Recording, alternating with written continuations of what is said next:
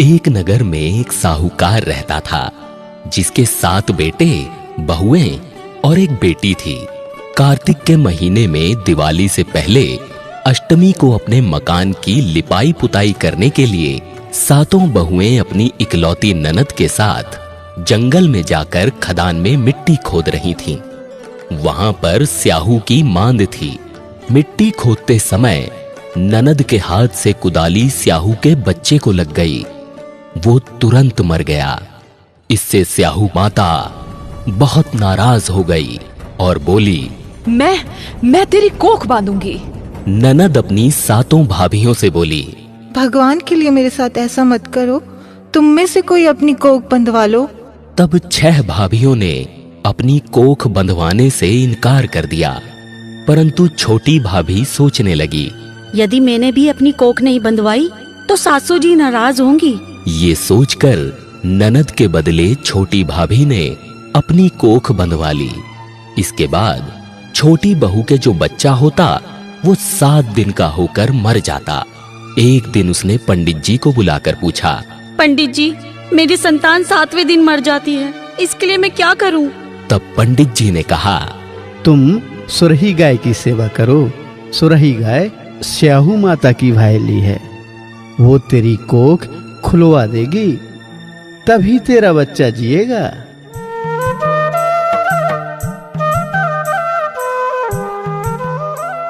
अब वो बहुत जल्दी उठकर चुपचाप सुरही गाय के नीचे साफ सफाई कराती। गाय एक पैर से लंगड़ी थी। गौ माता बोली, ये हर रोज उठकर मेरी सेवा कौन कर रहा है? मैं आज देखूंगी जरूर। गौ माता खूब सवेरे उठी तो क्या देखती है कि साहूकार के बेटे की बहू उसके नीचे साफ सफाई कर रही है। गौ माता बहू से बोली, मैं तुम्हारी सेवा से बहुत प्रसन्न हूँ, बोलो क्या चाहिए तुम्हें? साहूकार की बहू बोली, साहू माता तुम्हारी भायली है और उसने मेरी कोख बांध रखी है, मेरी कोख खुलवा दो। चलो ठीक है। गौ माता साहूकार की बहू को लेकर अपनी भायली के पास चली।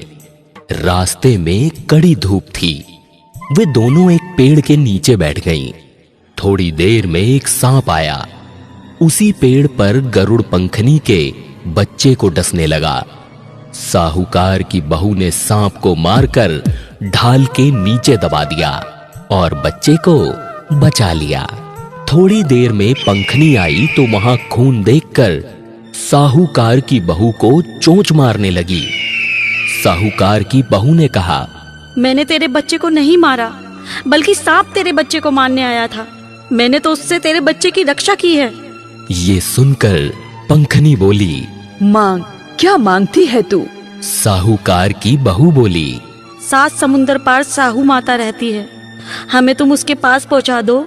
गरुड़ पंखनी ने दोनों को अपनी पीठ पर बैठाकर स्याहू माता के पास पहुंचा दिया।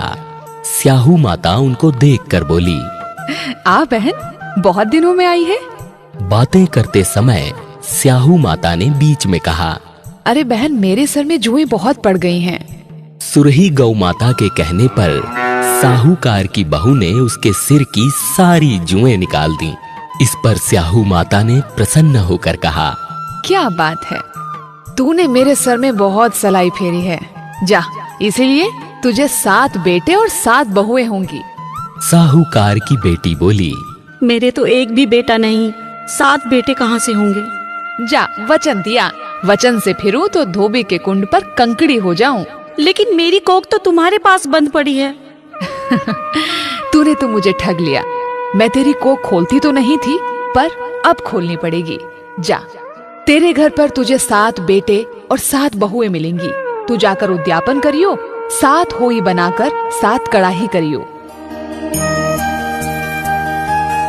साहूकार की बहू लौटकर घर आई तो वहां देखा कि 7 बेटे 7 बहू बैठे हुए हैं।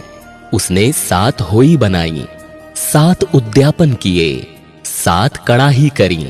शाम के समय जेठानियां आपस में कहने लगीं, अरे जल्दी जल्दी धोक पूजा कर लो, कहीं छोटी बच्चों को याद करके रोने ना लगे। थोड़ी देर में उन्होंने अपने बच्चों से कहा, अरे चिंटू, जाकर अपनी चाची के घर देख कर तो आ, अभी तक वो रोई क्यों नहीं?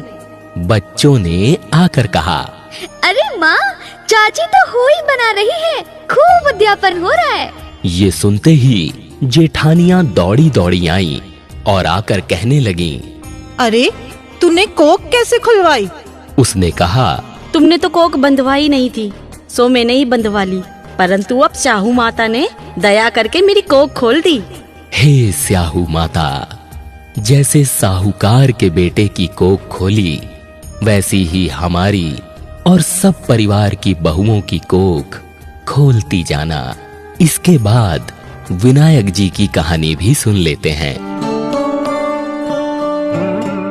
एक बार विनायक जी महाराज एक चुटकी में चावल और चम्मच में दूध लेकर घूम रहे थे और कह रहे थे, कोई है? कोई मेरी खीर बना दो।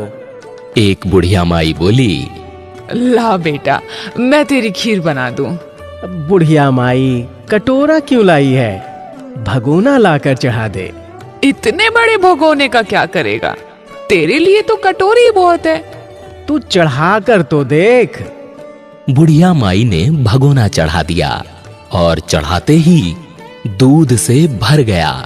फिर विनायक जी ने कहा, माई, मैं बाहर जाकर आता हूँ, तू खीर बनाकर रखियो। खीर बनकर तैयार हो गई। अब बुढ़िया माई की बहू के मुंह में पानी आ गया। वो दरवाजे के पीछे बैठकर खीर खाने लगी तो खीर का एक छींटा जमीन पर गिर गया, जिससे गणेश जी का भोग लग गया।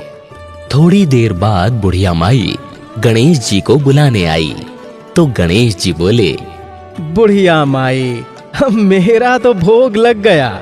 जब तेरी बहू ने दरवाजे के पीछे बैठकर खीर खाई तो एक छींटा जमीन पर पड़ गया था, सो मेरा भोग लग गया। अब बेटा मैं इसका क्या करूं? सारी खीर अच्छे से खा पीकर सबको बांट देना और बचे तो थाली में डालकर छींके पर रख देना। ठीक है माई? शाम को गणेश जी आए और बुढ़िया को बोले, माई, ओ माई, मेरी खीर दो। बुढ़िया खीर लेने गई तो उस थाली में हीरे मोती भर गए। हे विनायक जी महाराज, जैसी धन दौलत बुढ़िया माई को दी, वैसी ही सब किसी को देना।